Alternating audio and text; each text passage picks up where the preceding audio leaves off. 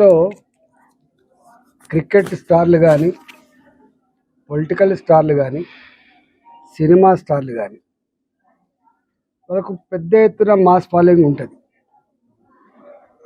Political లీడర్లైనా, cricket స్టార్లైనా, cinema యాక్టర్లైనా, స్టార్లైనా వాళ్ళ moment ఉన్నప్పుడు కొంత ముందస్తు ప్రిపరేషన్స్ తప్పకుండా అవసరం ఉంటుంది.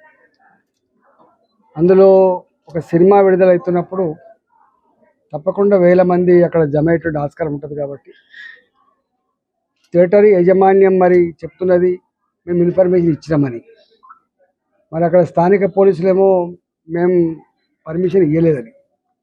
ఏది ఏమైనప్పటికీ కూడా, ఎవరి నిర్లక్ష్యమైనప్పటికీ కూడా ఒక నిండు ప్రాణం పోవడం అత్యంత బాధాకరం, దురదృష్టకరం. ఇవాళ ఆవిడ కొడుకు ఇలా ఏదైతే హాస్పిటల్లో కొట్టుమిట్టాడుతూ ఉండడం, ఆయన కోలుకొని రావాలని చెప్పి మనస్ఫూర్తిగా కోరుకుంటున్నాం. ఆ కుటుంబాన్ని సంపూర్ణంగా ఆదుకోవాలని చెప్పి అల్లు అర్జున్ గారిని నేను కోరుతా ఉన్నా. రెండవది, ఆ బాబుకు సంబంధించినటువంటి మెడికల్ ఎక్స్పెండిచర్ అంతా కూడా వాళ్ళే భరించాలని చెప్పి కూడా భావిస్తున్నాం. దీని నుంచి ఫ్యూచర్లో ఈ స్టార్లు ఎవరైతే ఉన్నారో, ఈ క్రికెట్ స్టార్లు కావచ్చు, ఈ పొలిటికల్ స్టార్లు కావచ్చు, సినిమా స్టార్లు కావచ్చు, బాధ్యతాయుతంగా ఉండాలని చెప్పి కూడా కోరుతున్నాం.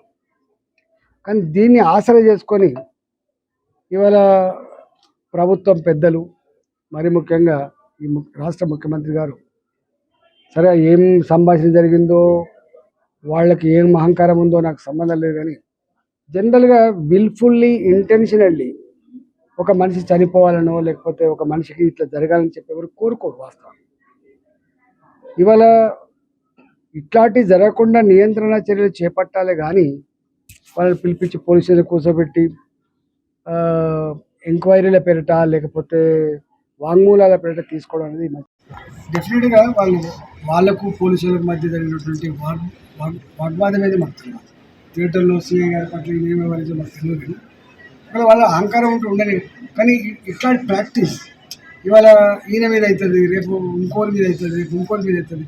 సిస్టమ్ స్క్రాప్ కావాలి కదా, సిస్టమ్ ఉండాలి కదా. విల్ఫుల్గా కోర్టులో ఎప్పుడు కూడా ఏముంటుందంటే విల్ఫుల్, ఇంటెన్షనల్లీ అని ఒక సబ్జెక్ట్ ఉంటుంది. కానీ ఇక్కడ ఇట్లాంటి వాటిలో ఇంటెన్షన్ ఉండదు. ఆయన వచ్చినప్పుడే పలానా ఆమె ఇట్లా అవుతుందని చెప్పి ఎవరు ఊహించారు కదా. రాద్ధాంతం వాళ్ళు చేస్తున్నారు. ఇలా అందరినీ బెదిరించుకొని, ప్రభుత్వానికి రెండు విశేష అధికారాలు ఉంటాయి. ఒక అధికారం ఏంటంటే ఎవరినైనా ఎప్పుడైనా జైల్లో పెట్టే అధికారం ఉండొచ్చు ప్రభుత్వానికి. ఎవరి మీదైనా ట్యాక్స్ వేసే అధికారం ఉండొచ్చు. రాష్ట్ర ప్రభుత్వాలకైనా కేంద్ర ప్రభుత్వాలకైనా రెండు విశేషమైన అధికారాలు ఉంటాయి. ఒకటి ట్యాక్స్ వేసే అధికారం, ఎవరి మీదైనా కేసు పెట్టి జైల్లో పెట్టే అధికారం ఉండొచ్చు. కానీ అంత మాత్రాన ఏది పద్ధతి చేస్తా అంటే దానికి ప్రజలు ఉంటారు తప్పకుండా. కానీ ఒక్కటే, నేను ఆ కుటుంబం, నేను ఇక్కడికి వచ్చింది ఆ అబ్బాయి తొందరగా శ్రీతేజ జల్దీ కోలుకోవాలని, ఆ కుటుంబం శోకసప్త హృదయంతో ఉంది. కాబట్టి వాళ్ళని అందరూ ఆదుకోవాలని, వాళ్ళ కుటుంబానికి మంచి ధైర్యాన్ని ఇవ్వాలని, ఆ కుటుంబం మంచిగా బతకడానికి అటువంటి అన్ని రకాల ఆర్థికపరమైన సపోర్ట్ చేయాలని చెప్పి కోరుతున్నాను.